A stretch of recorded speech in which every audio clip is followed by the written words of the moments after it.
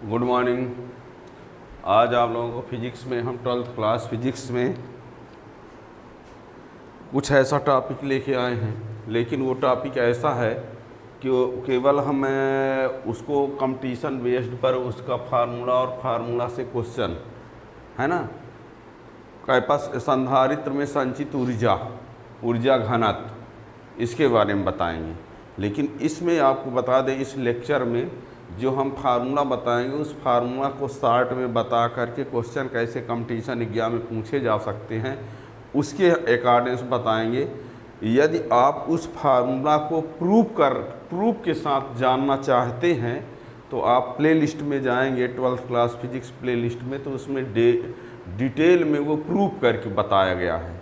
इसमें हम कंपटीशन के हिसाब से उस फार्मूला को ले करके और फार्मूला से क्वेश्चन कैसे बनाए जा सकते हैं वो आज बताएंगे, है ना। प्रूफ के साथ प्लेलिस्ट फिजिक्स में आप पा सकते हैं। तो है संधारित्र में संचित ऊर्जा। संधारित्र में संचित ऊर्जा एवं ऊर्जा घनत्व। ये संधारित्र में संचित ऊर्जा एवं ऊर्जा घनत्व। तो पहले तो ये बता दें, C क्या है, धारिता है, और Q क्या है, आवेश है, और V क्या है, विभवांतर है, और यहाँ पर U क्या है, ऊर्जा। इसके आधार पर C को हम धारिता कहेंगे, Q को आवेश कहेंगे, V विभवांतर, U ऊर्जा। तो ये फार्मूला होता है U = 1/2 Q भी होता है, U = 1/2 CV² होता है, U = 1/2 Q²/C। ये तीन के तीनों फार्मूले होते हैं। संधारित्र में संचित ऊर्जा का ये तीनों फार्मूला होता है। हमने कहा इसको यदि आप चाहते हैं कि सर इसको प्रूफ करके बता दिया जाए तो प्लेलिस्ट फिजिक्स में 12th क्लास में जाएंगे तो आपको प्रूफ के साथ सब बताया गया है। यहाँ पर हम फार्मूला से, इस फार्मूला से आगे बढ़ाते हैं जो कंपटीशन में है ना, TET हो गया, नीट हो गया, JEE हो गया, उसमें जो क्वेश्चन बना दिए जाते हैं है ना, फार्मूला बेस्ड है ना, उसको हम बता रहे हैं। तो ये किसी संधारित्र या किसी चालक में संचित ऊर्जा U बराबर होता है 1/2 QV, U बराबर 1/2 CV² और U बराबर 1/2 Q²/C। ये तीन के तीनों फार्मूले होते हैं। अब हमको ऊर्जा घनत्व के लिए बता दें तो ऊर्जा घनत्व बराबर होता है, ऊर्जा घनत्व बराबर,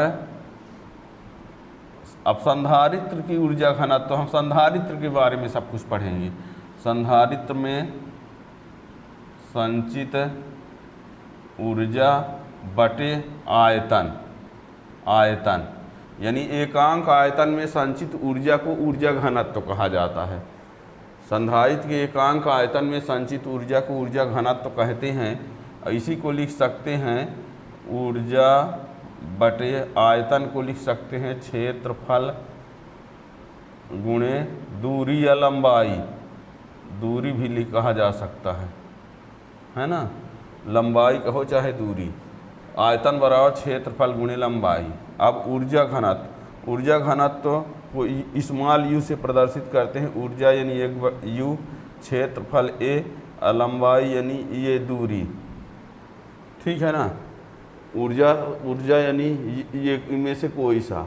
लेकिन अब बात रही ये कि संधारित्र में संचित ऊर्जा के लिए हम यदि ये फार्मूला लगाते हैं तो हम संधारित्र, समांतर प्लेट संधारित्र के लिए धारिता का सूत्र जानते हैं, इसलिए हम ऊर्जा के लिए ये फार्मूला उपयोग कर देते हैं, ठीक है ना।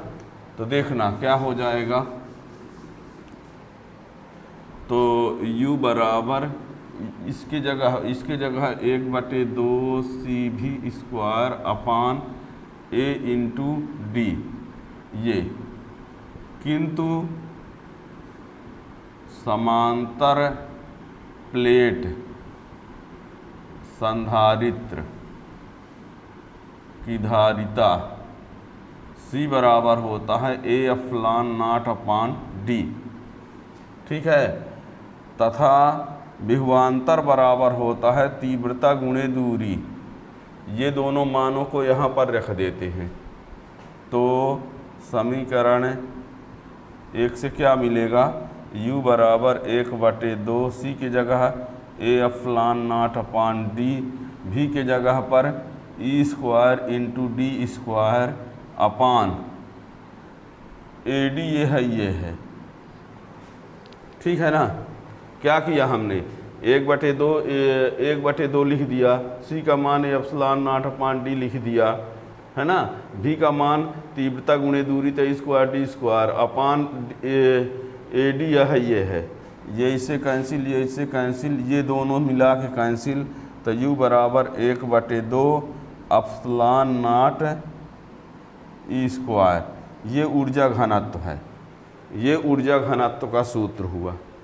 ठीक है ना, ये ऊर्जा घनत्व का सूत्र है, बहुत इम्पॉर्टेंट फार्मूला है ये फार्मूला। ठीक है ना। तो कुल मिला के आपने इसको, आपको ये विद्युत ऊर्जा इसको बोलते हैं। और ये आपको बता दें, आप फ्यूचर में आगे चल करके चुंबक वाले उस वाले में चुंबकीय ऊर्जा पढ़ेंगे, चुंबकीय ऊर्जा घनत्व, है ना, उसमें आता है विद्युत प्रेरण वाले में। तो उसमें ये विद्युत ऊर्जा घनत्व का है, ये क्या है, इसको विद्युत ऊर्जा घनत्व बोल सकते हैं, विद्युत ऊर्जा घनत्व। एक होता है, बाद में पढ़ेंगे आगे चैप्टर में, हम यहाँ बताए देते हैं तो क्योंकि हमको यहाँ पर मेन टॉपिक पर फोकस कराना है कि क्वेश्चन। तो चुंबकीय ऊर्जा घनत्व के लिए यही फार्मूला ये होता है, ये इसको चुंबकीय ऊर्जा घनत्व कहा जाता है, चुंबकीय ऊर्जा घनत्व। ठीक है ना। तो ये आप मेन, तो ये टॉपिक था, है ना। संधारित्र में संचित ऊर्जा के आधार पर ऊर्जा घनत्व हमने ला दिया। अब यहाँ पर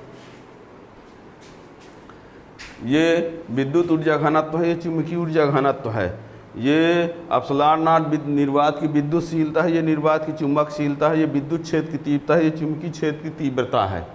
ठीक है ना। तो याद रखना है कि ये विद्युत ऊर्जा घनत्व, ये चुंबकीय ऊर्जा घनत्व दोनों को। ठीक है ना। अब ये फार्मूला आपको मालूम होना चाहिए, ये भी फार्मूला मालूम होना चाहिए, ये भी फार्मूला मालूम होना चाहिए। अब यहाँ पर ऊर्जा घनत्व, कभी कभी क्या होता है, ऊर्जा घनत्व का मात्रक पूछ देता है। अब ऊर्जा घनत्व का मात्रक पूछेगा तो आप यहाँ पर इसका मान रखेंगे, इसका मान रखेंगे, यानी इसका मात्रक फिर लाएंगे कि क्या होगा, है ना। लेकिन आप ऊर्जा घनत्व का मात्रक लाने के लिए आप सीधे ये लगा दो ना। तो ऊर्जा घनत्व का मात्रक लाना है तो ऊर्जा बटे आयतन, तो ऊर्जा का क्या होता है, जूल। ऊर्जा का क्या होता है, जूल। सॉरी, ऊर्जा का मात्रक जूल हो गया और आयतन का मीटर क्यूब, तो जूल पर मीटर क्यूब। उसी के आधार पर विमीय सूत्र भी बना देंगे, है ना। पर कई बार परीक्षा में पूछा जा चुका है।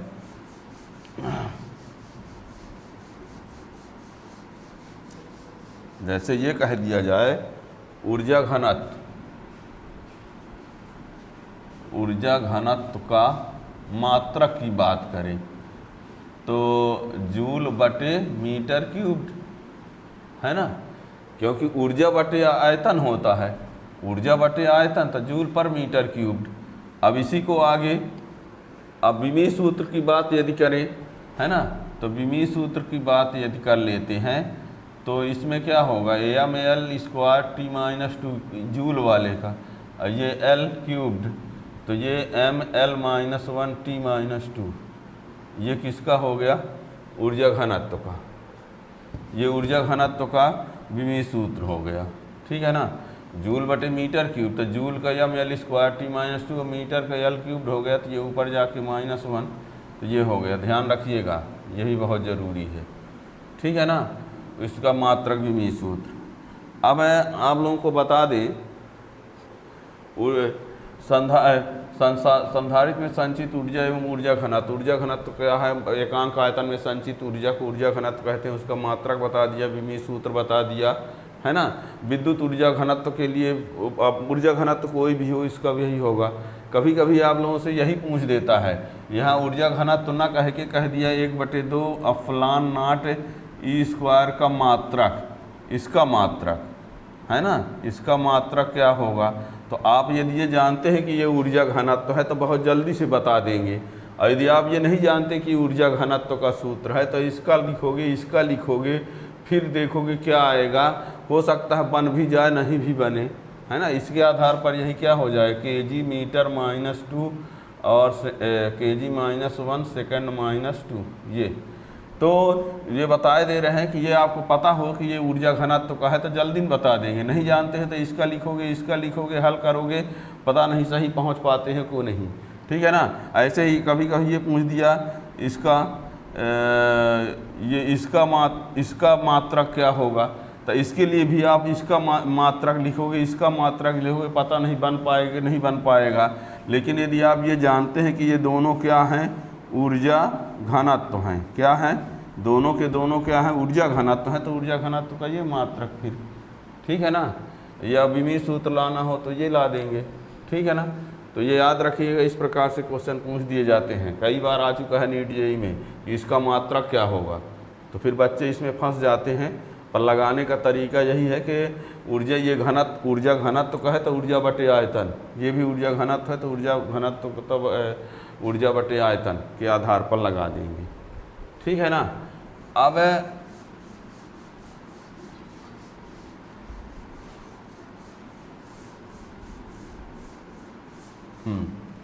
जैसा हमने अभी ये बताया कि u बराबर होता है 1/2 CV², u बराबर 1/2 Q²/C। ये दो फार्मूला को ध्यान में रख के चलिए।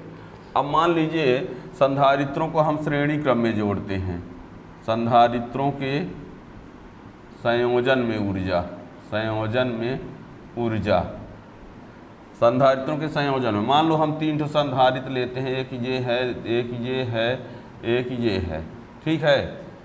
यदि इन तीनों को, तो यदि ये श्रेणी में हैं, श्रेणी में CS बराबर 1/CS बराबर 1/C1 plus 1/C2 plus 1/C3, है ना। और यही समांतर में क्या होता है, CP बराबर C1 plus C2 plus C3। समांतर में भी समान रहता है, श्रेणी में Q समान रहता है।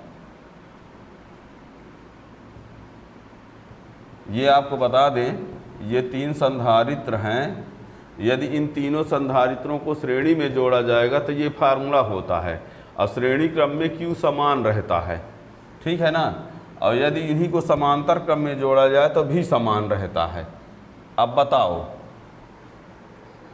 यदि हम ये कहा कि Q समान रहता है, श्रेणी क्रम में Q समान रहता है, श्रेणी क्रम में परिणामी धारिता CS है, समांतर क्रम में भी समान रहता है, परिणामी धारिता CP है।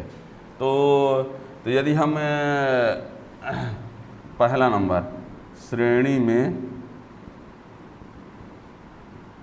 कुल ऊर्जा, तो U बराबर इसमें लिखना पड़ेगा 1/2 Q²/CS। श्रेणी क्रम वाले में Q समान रहता है तो ये फार्मूला लगा दिए।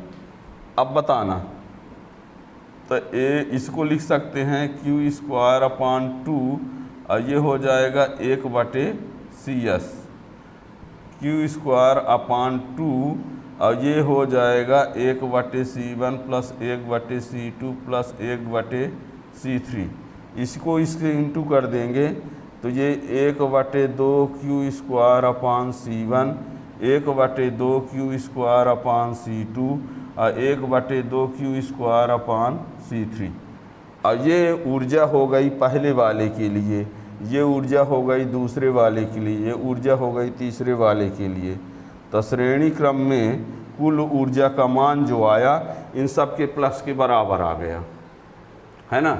यदि इसकी ऊर्जा की बात करें, यानी श्रेणी क्रम में यदि रहेंगे तो इसकी ऊर्जा क्या होगी, 1/2 Q²/C1 होगी।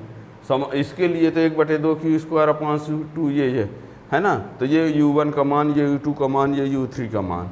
हम कहना ये चाहते हैं कि श्रेणी क्रम में संधारित्रों को जोड़ने पर कुल ऊर्जा का जो मान आता है उन सब के योगफल के बराबर आता है। ठीक है ना। अब इसी को यदि हम समांतर क्रम के बाद में देख लेते हैं तो समांतर क्रम में देखेंगे तो क्या होगा।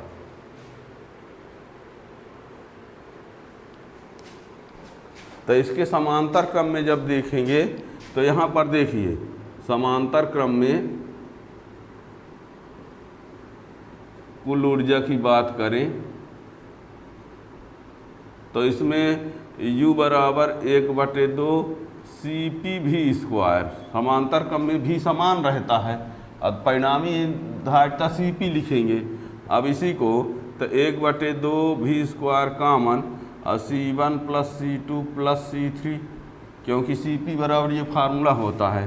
तो इसी को 1/2 C1v² + 1/2 C2v² + 1/2 C3v²। अब ये हो गया पहले वाले की ऊर्जा U1, ये दूसरे वाले की ऊर्जा हो गई U2, ये तीसरे वाले की ये U3, ये समांतर क्रम में। तो क्या हुआ समांतर क्रम में भी, यानी हम बताना ये आज चाह रहे थे कि संधारित्रों को चाहे श्रेणी क्रम में जोड़ा जाए चाहे समांतर क्रम में जोड़ा जाए, कुल ऊर्जा का मान दोनों में समान रहता है।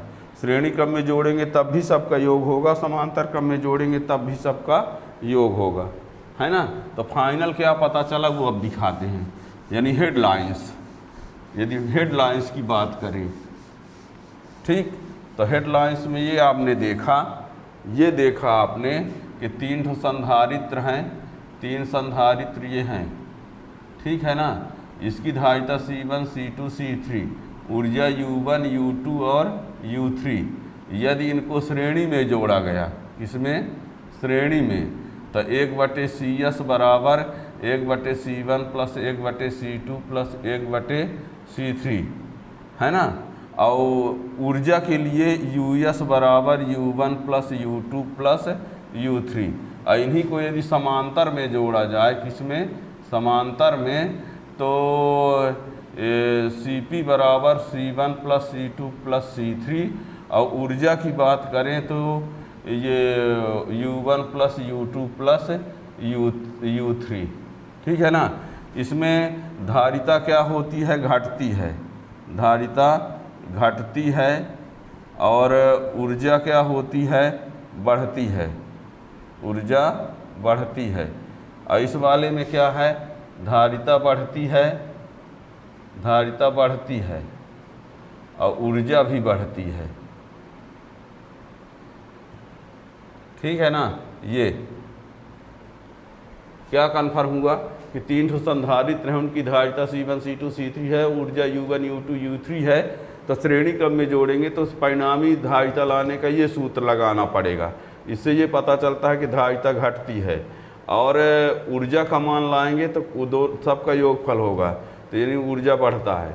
और श्रेणी समांतर क्रम में जोड़ेंगे तो ये C1 + C2 + C3, तो ये धारिता क्या होगी, धारिता बढ़ती है और ऊर्जा का मान ये, यानी संधारित्रों को चाहे श्रेणी क्रम में जोड़ा जाए चाहे समांतर क्रम में जोड़ा जाए, ऊर्जा का मान क्या होता है, बढ़ता ही है, ठीक है ना। यानी ये हमने बता दिया। इससे आप लोगों से क्वेश्चन पूछे जाते हैं कंपटीशन एग्जाम में, ठीक। इस प्रकार और भी क्वेश्चन के लिए चैनल आप सब्सक्राइब कर लीजिए तो उसका नोटिफिकेशन मिलता रहेगा। Thank you.